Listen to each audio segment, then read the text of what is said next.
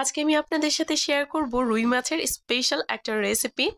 আর হ্যাঁ, এই ভিডিওটা কিন্তু আমার করা ছিল আরো 1 বছর আগের, কিন্তু আমি আপলোড করছি 1 বছর পরে। আর আমার ইউটিউব জার্নি সর্বপ্রথম রেসিপি ছিল এইটা, কোনো একটা কারণে আপলোড করা হয়নি। যাই হোক, আজকে আমি আপলোড করে দিচ্ছি। আর এখানে কপিটা কাটার সময় কিন্তু আমার হাত কেটে গিয়েছিল, আর এই হাত কাটার ভিডিওটা কিন্তু আমি ফেসবুকে আপলোড করার কারণে আমাকে কপিরাইট দিয়ে দিয়েছিল। যাই হোক, সেইটুকু আমি এখন এখান থেকে কাট করে দিয়েছি। কোনো রকম রক্তের ভিডিও কিন্তু ফেসবুকে আপলোড করা যায় না। আর আজকে এই রেসিপিটা একবার ট্রাই করলে কিন্তু বারবার ট্রাই করতে ইচ্ছা করবে, এতটাই সুস্বাদু হয় এই রেসিপিটা। সবাইকে বলবো একবার হলেও এই রেসিপিটা ট্রাই করার জন্য।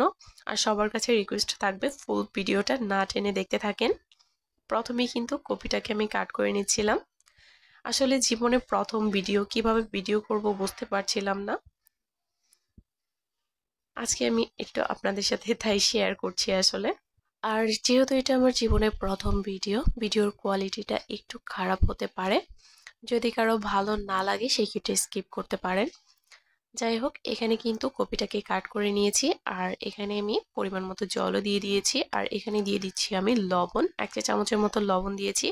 এতে করে কিন্তু কপির ভেতরে যদি কোনো পোকা থাকে তাহলে কিন্তু সেটা বের হয়ে যাবে। এটাকে আমি এভাবে রেখে দিব 10 থেকে 20 মিনিটের জন্য। হাতের সময় কম থাকলে 10 মিনিটের জন্য রাখলেও হবে। আর এইদিকে কিন্তু আমি আলুটাকে কাট করে নিব। আলুটাকে একটু লম্বালম্বিভাবে কাট করে নিচ্ছি। আগেই বলেছি একটা স্পেশাল রেসিপি। আসলে এই রুই মাছের কারিটা একবার খেলে কিন্তু বারবার খেতে ইচ্ছা করবে, খুবই সুস্বাদু হয়।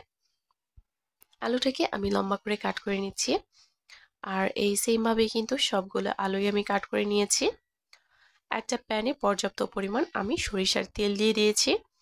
সরিষার তেল দিলে কিন্তু যে কোনো রেসিপি খেতে দারুণ লাগে। আর খাঁটি সরিষার তেল হলে তো কোনো কথাই নেই। এখানে আমি একদম খাঁটি সরিষার তেলটাই নিয়েছি। এখানে আমি রুই মাছের টুকরোগুলো দিয়ে দিচ্ছিলাম। আর মাছটাকে ম্যারিনেট করেছিও কিন্তু আমি একটু স্পেশাল ভাবে।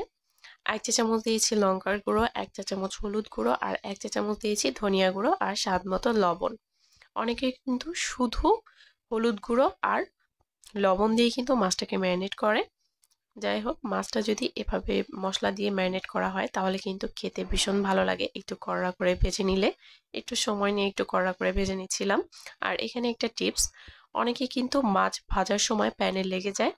সেক্ষেত্রে মাছ ভাজার আগে যদি তেলের মধ্যে সামান্য একটু লবণ ছিটিয়ে দেওয়া হয় তাহলে কিন্তু প্যানে আর লেগে যাবে না। এটা কিন্তু একটা টিপস, সবসময় এই টিপসটা ফলো করতে পারেন। এখানে মাছটা আমি ভেজে নিয়েছি, তারপর আলুটাকেও সামান্য লবণ আর হলুদ দিয়ে ভেজে নিচ্ছি। আলুটা কিন্তু আমার ভাজা হয়ে গেছে, আলুটাকে আমি তুলে নিচ্ছি। আসলে ভিডিওটা কিন্তু আমি খুব ভালোভাবে করতে পারিনি।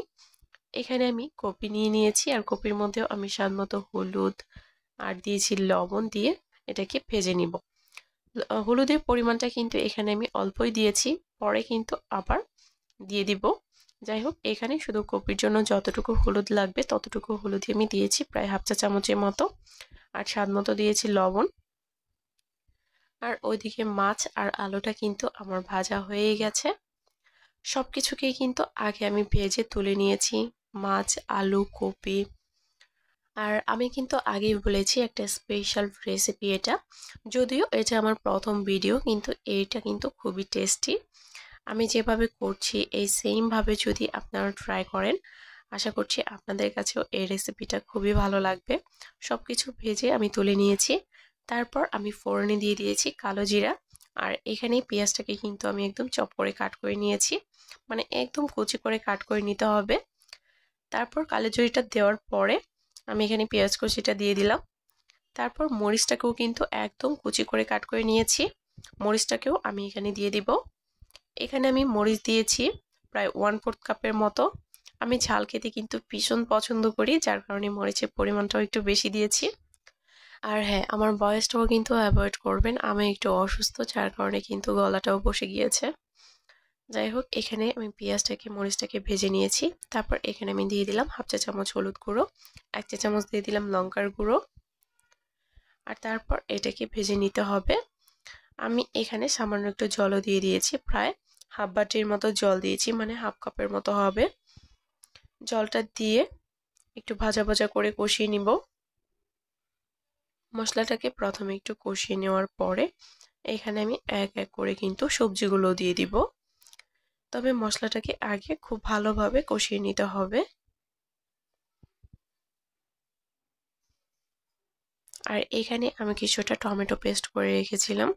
যে কোনো তরকারিতে টমেটো দিলে কিন্তু খেতে বেশ ভালো লাগে। টমেটো পিউরিটাও কিন্তু আমি এখানে দিয়ে দিলাম।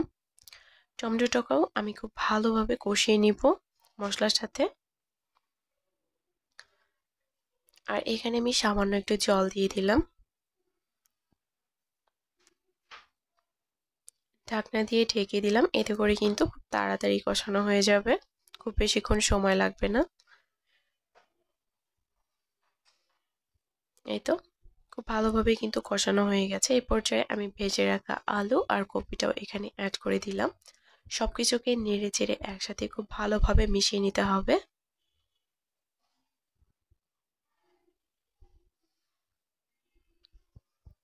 প্রথমে আমি জলটা দিচ্ছি না, সবকিছুকে নেড়ে চেড়ে একসাথে খুব ভালোভাবে মিশিয়ে আমি আরো 2 মিনিটের মতো এটাকে জাল করে নিব। তারপর এখানে আমি জল অ্যাড করব।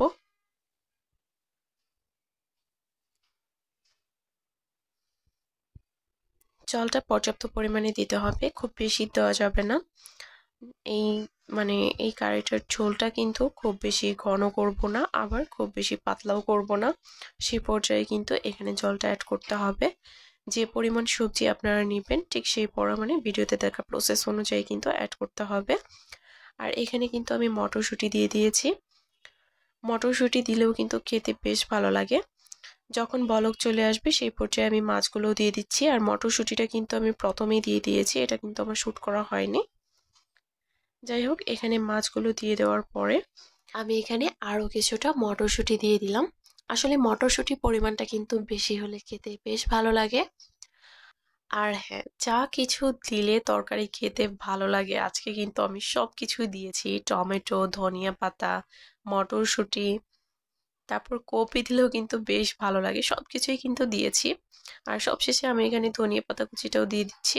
আর দিয়ে দিব আমি জিরার গুঁড়ো। জিরার গুঁড়োটা দিলে কিন্তু খুব সুন্দর একটা স্মেল আসে। আর চেষ্টা করবেন জিরাটা তরকারি রান্না করার সময় মানে একটা শুকনো পাত্রে ভেজে তারপর বেটে এখানে দিতে। একদম টাটকা জিরার গুঁড়োটা যদি দেওয়া হয় না, তাহলে কিন্তু তরকারিটা খেতে বেশ ভালো লাগে। এটাকে আমি ঢাকনা দিয়ে ঢেকে 5 মিনিটের মতো রান্না করে নিয়েছি। আর এই পর্যায়ে কিন্তু চুলার আঁচটা একদম লোতের ছিল, যেহেতু শেষের দিকে। আর এই তো রান্নাটা কিন্তু আমার কমপ্লিট। লবণটা টেস্ট করে নামিয়ে নিয়েছি। আর এই তরকারিটা খেতে কিন্তু অসম্ভব মজার হয়েছিল। আগেই বলেছি জীবনের প্রথম ভিডিও ছিল এটা।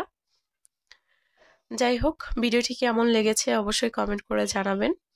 সবাই ভালো থাকবেন। কারো কোনো প্রশ্ন থাকলে অবশ্যই কমেন্ট করতে পারেন। আর এখানে কিন্তু আমি তরকারিটাকে নামিয়ে নিচ্ছি। তরকারিটা খেতে কিন্তু আমার কাছে ভীষণই ভালো লেগেছে, কারণ ভালো লাগার মতো সবকিছুই কিন্তু এখানে আমি দিয়েছিলাম। গরম গরম ভাতের সাথে তরকারিটাকে পরিবেশন করেছি। আর যারা যারা এখনো আমার চ্যানেলটি সাবস্ক্রাইব করেননি অবশ্যই করে দিবেন। আর যারা অলরেডি করেছেন তাদেরকে অসংখ্য ধন্যবাদ। সবাই ভালো থাকবেন, সুস্থ থাকবেন। আবার দেখা হবে নতুন কোনো ভিডিওতে। আর কেউ যদি কোনো নতুন রেসিপি দেখতে চান আমাকে অবশ্যই কমেন্ট করতে পারেন। আমি চেষ্টা করব আপনাদের সাথে শেয়ার করার। আর মাছটা কিন্তু অনেক বেশি সফট ছিল। আর তরকারি গ্রেভিটা দেখে বুঝতে পারছেন কতটা টেস্টি হয়েছিল। যাই হোক, সবাই ভালো থাকবেন। আবার দেখা হবে নতুন কোনো ভিডিওতে।